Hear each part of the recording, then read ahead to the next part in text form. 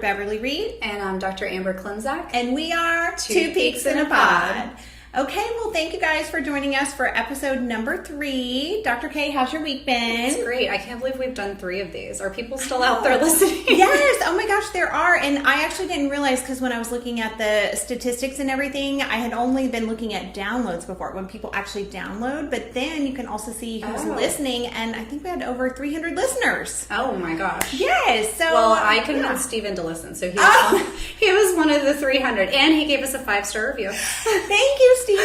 I was actually impressed. We have maybe like 4 or 5 5-star reviews. So, I mean, I thought that was great for beginners. He's patting the boats. That's right. They were all Steven and your mom. Yeah. No, we've had a great week at Fertility. So we've had a really exciting addition to our practice. We've had a lot of giggling in our practice, a lot of laughter the last few days with testing this out. But do you want to tell the listeners about what we've been doing? Yes. So if you guys follow me on Instagram, you know, because I made this announcement yesterday, but Dr. K and I, of course, are on a mission to take the fear out of fertility testing and treatment. And I think maybe we should even kind of talk about the background of this. Part of it is based on, I think, you and me personally, because, I mean, I'll just say for myself, I'm a wimp. I don't like to go to the doctor. I don't even like to get a pap smear done.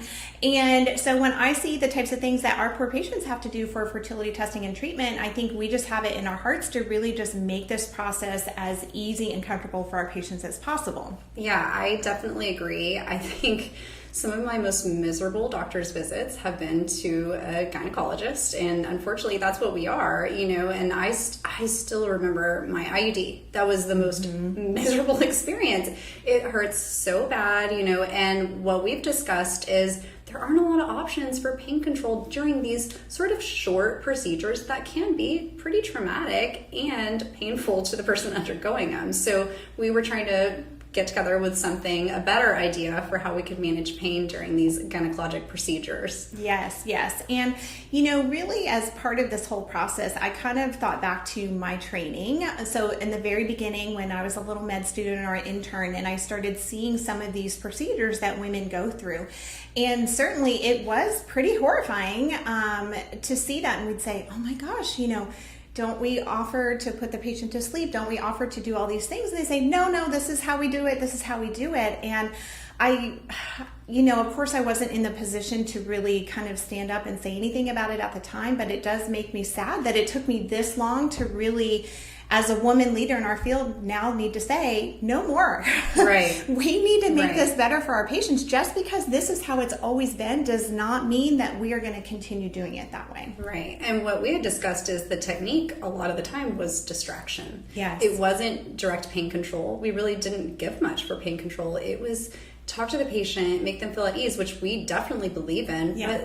But, you know, being a woman going through it, sometimes that's not enough. Asking me how my day is does not make me comfortable with you clipping my cervix, you know? So it really does take a little bit more to make us feel relaxed and comfortable enough to go through some of these procedures. Yes. So one of the most uncomfortable procedures is called an HSG. This is a test where we put dye into the uterus to see, does the dye come out of the fallopian tubes? And first, I would say, let's just kind of mention the things that we've done even before this new machine that we purchased to help, that we do to kind of help reduce pain. So do you have any good tips? And I'll kind of share mine too. Yeah, so I actually think one of the best things that I learned, because I mean, Dr. Reed knows this, I've done a lot of HSGs. Yeah. I'm very worried about my cancer in the future, that I might have from exposure radiation to all of these x-rays. But one of the techniques that I noticed was most effective was just pure speed. And I feel like this too. So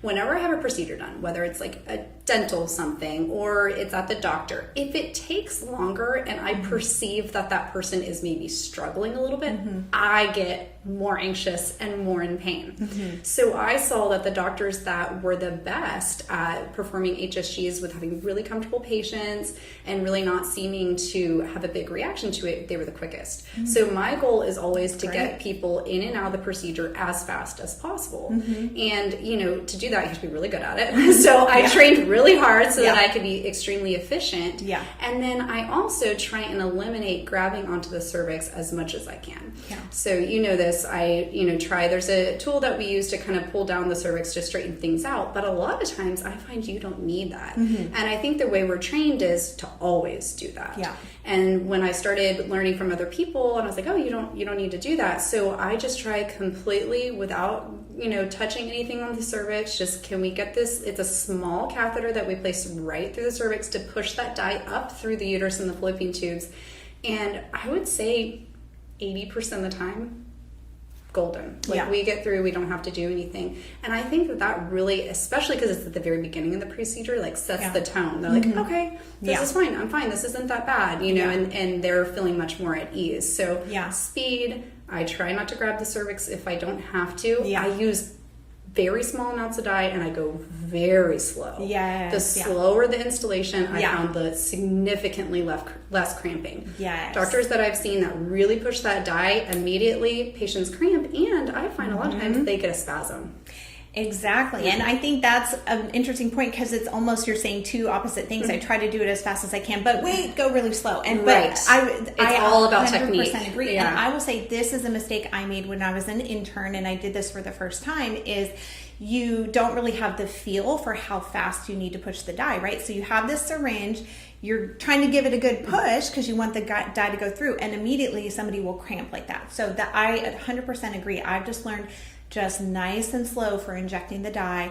That is what's going to help the patient feel most comfortable too. So some of the things I like to do too is I like to add a little bit of numbing spray to the cervix. And then, yes, most patients don't need to have an instrument placed to kind of help straighten out the cervix. But for those who do, sometimes adding a little bit of numbing medication like lidocaine can be helpful for that part. And then anytime I am about to inject lidocaine, or if I do need to put an instrument on to kind of help straighten out the cervix, and this is going to unfortunately give away my trick that I do for patients, is I always ask them a question that they have to think about, right? Yeah. So I'm just like, oh, what did you do this weekend? And then I go do, and because that way they're, once again, using that distraction technique.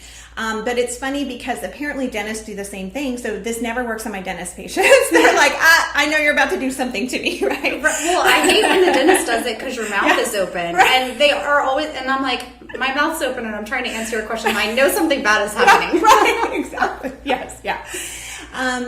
Okay, so I guess we'll kind of talk about our new equipment that we purchased then. So what we purchased is a device that allows us to administer nitrous gas, similar to what you would potentially use at the dentist office. And it's kind of interesting because I've wanted to do this for years, but I could not find any other OBGYN or fertility doctor that offers this. And it's sometimes hard when you're the first one to do that, because you figure, are there any special certifications I need to have? Where do I purchase this equipment? What are the logistics from it? So I actually got the information, if you remember, from my dentist friend. Yes. So this is a shout out to my dentist friend, Dr. Courtney Winchell. She's in San Antonio. She's a pediatric dentist, and she really shared with me all about Nitrous. And she said, look, it's really safe. She uses it on her pediatric patients, right?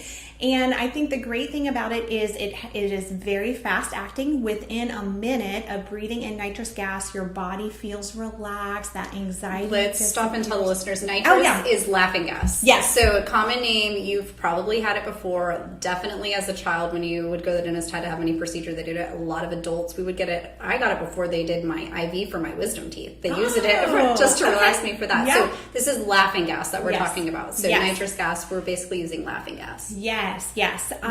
And so it's something that you can take. And then the nice part is, though, it also wears off really quickly. So once we're done with the procedure, which, as Dr. K said, should be really quick, then we have you breathe 100% oxygen that helps that to get all out of your system, and you can drive yourself home. You're totally back to normal. It's very safe, very low risk for any kind of side effects or anything like that. And so I have to say our training session was really fun. You were there for a training session, but Dr. K had to go do some egg retrievals. So she missed the part where our medical assistants, Kennedy and Chandler, because we had to test this out on people, they were our sample patients, and I got some videos later in that day, and I'm like, oh, what are you goofballs doing? It was pretty hilarious to watch them breathe in the nitrous, and they gave it their full approval. Yeah, yes. It definitely relaxed them. They were feeling great, and so we tested it out. It's very safe. Yeah. And I will say, just thinking back to nitrous gas and its use in medicine, I still remember when I was in training,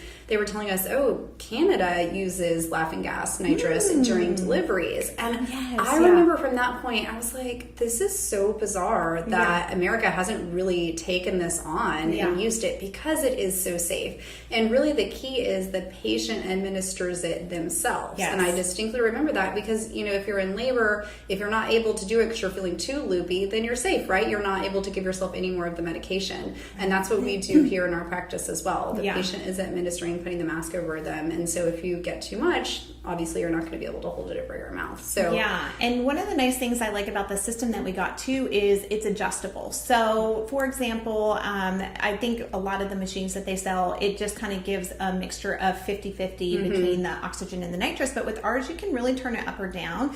You can titrate it for patients. So if they're feeling too much, turn it down. If they're having the side effect, or you know what I mean. Either way, turn it up or down, so that you can make them feel as comfortable as possible in that moment. And I thought that was nice, because I have heard every now and then somebody say, oh, I tried it and I didn't like it. I felt too out of control, or it made me feel nauseous or something. Well, hey, no problem. That doesn't mean that you wouldn't like it here, because we have the ability to turn it to whatever is going to be customized for your body too. Definitely. Dr. Reed, are you going to try it? I've been wondering ever since I saw those videos of the girls. I was like, is that I know. I was thinking, well, okay, here's the thing. I'm very uptight. I'm an uptight I'm this combination of kind of relaxed in some circumstances, but uptight in other circumstances. And I will say the trainer did say, people who are very uptight and don't like to lose control do not like nitrous gas. So it did make me a little worried. So I don't know. I'm not sure. Should I try it? I don't know. You know what we should do? I'm partially curious. Okay, this is what we should do. So what we had already decided, one of our episodes is going to be that we're going to get our blood drawn so we can check our AMH levels. But we both have needle phobia. we can use the nitrous for So this. why don't we do our nitrous for when we get our blood draw, and so then we can kind of be testing two things at once, how the nitrous works for needle phobia. And okay, let's do it. It's a date. I'll definitely volunteer to get my blood drawn if I can have laughing gas. I know that'll make it better. And so I think that's the thing too. So back to the procedures, right? So initially I was thinking you can use it for HSG, but also there's lots of other things. Endometrial biopsies are very uncomfortable, but even things that maybe the average person wouldn't feel like they need nitrous for, like getting their blood drawn or an ultrasound or an insemination, this can be an option for our patients. If it is something that causes you anxiety and discomfort, this is something that we can now help you with, because I know you and I both see a lot of patients that have a condition called vaginismus. Right. Do you want to kind of explain to them what vaginismus is? Yeah, definitely. And this is certainly something that we've tried to distinguish ourselves and let people know we're comfortable with caring for patients that have vaginismus. So basically, it's a reaction where if you even get close to the vagina, maybe it's through intercourse or any type of sexual activity, or more importantly for us, if we're doing a gynecologic procedure, we may have to place a speculum, which of course goes in the vagina, or do a pelvic exam. The muscles of the vagina actually immediately clench down and really don't allow any entry or penetration if it's intercourse, things like that. And it causes extreme pain and discomfort for the patient.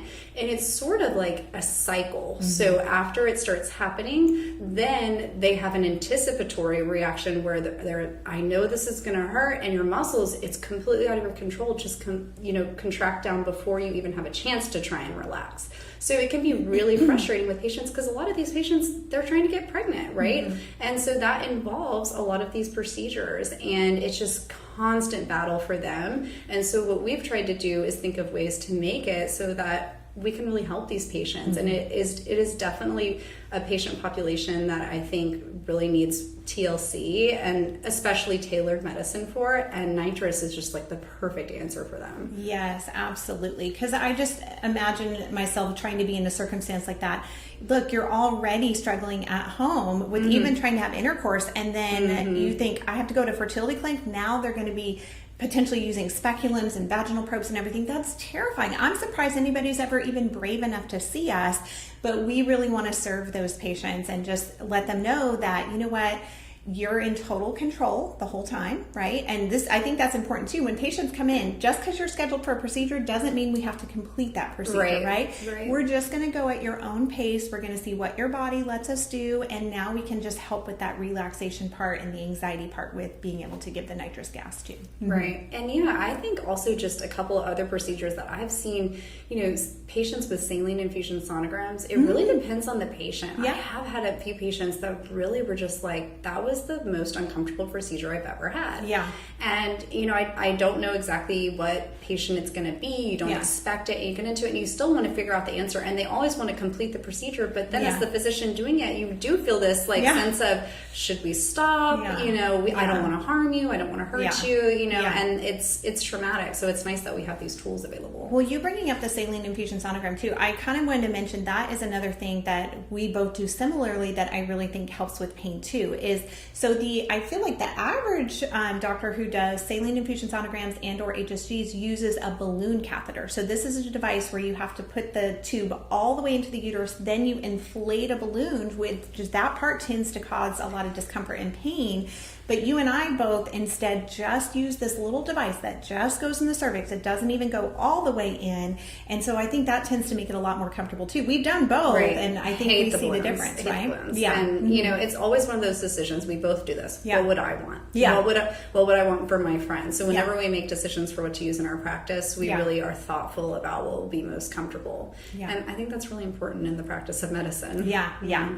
And so, so yesterday was, because of course we sort of practiced on Kennedy and Chandler in terms of using the nitrous, but yesterday was my first actual patient where she had her HSG done and she used the nitrous, and she said it made it so much easier than she thought it was going to be. She was very relaxed during the procedure. And then the part that I really didn't think about ahead of time, because this wasn't my goal, is it made it so easy for me. Right. Because, you know, if a patient is very tense and they're, you know, locked up and everything, it's hard to even put the speculum in. It's hard to put your device in and everything. But when she was just so relaxed, I'm like, wow, this is great for her and me. Right. Yeah. So we're actually hoping that there are some doctors out there listening to us right now and would be interested in using nitrous. Yes, absolutely. And I think too, that's, and I talked about this on my Instagram. Somebody said, oh, well, you're going to tell everybody, then everyone's going to steal y'all's idea and everybody's going to want to do this. And we said, that is the goal, right? Great. This is bigger than us. This is bigger than Peak Fertility.